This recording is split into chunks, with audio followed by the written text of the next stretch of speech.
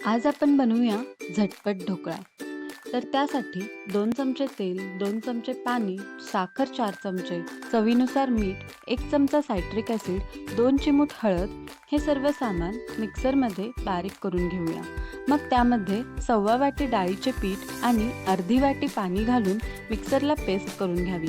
ही paste अशीच भिजत ठेवूया आणि तोपर्यंत बाकीची तयारी करून घेऊया आपण.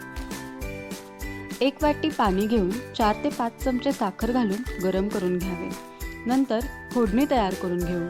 2 चमचे तेल घेऊन जिरे, मोहरी, हिंग पावडर, बारीक चिरलेली मिरची यांची फोडणी करून घ्यावी.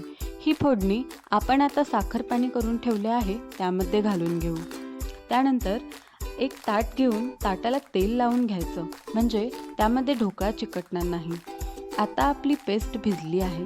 आता साधारण पाऊण चमचा खायचा सोडा त्यामध्ये घालायचा आहे आणि मिक्सरला एकदाच फिरवून घेऊ. पहा, पेस्ट किती फुललेली आहे. आता ही पेस्ट ताटात घालून घेऊया, ज्याला आपण तेल लावून घेतलं आहे. यापूर्वीच कढईत पाणी घालून आपण गरम करायला ठेवले आहे. पाणी गरम झाले की आपण हे ताट कढईत ठेवायचं आहे. गॅस मोठा करायचा आहे. साधारण 20 मिनिटे गॅसवर ठेवला की आपला ढोकळा तयार. पाहू शकता किती छान स्पॉन्जी ढोकळा झाला आहे. आता यावर आपण केलेली फोडणी घालून घेऊ. खमंग झटपट ढोकळा तयार. आपण हा ढोकळा चिंचेच्या चटणीसोबत खाऊ शकतो किंवा हिरवी चटणी असेल तर त्यासोबतही हा ढोकळा छान लागतो.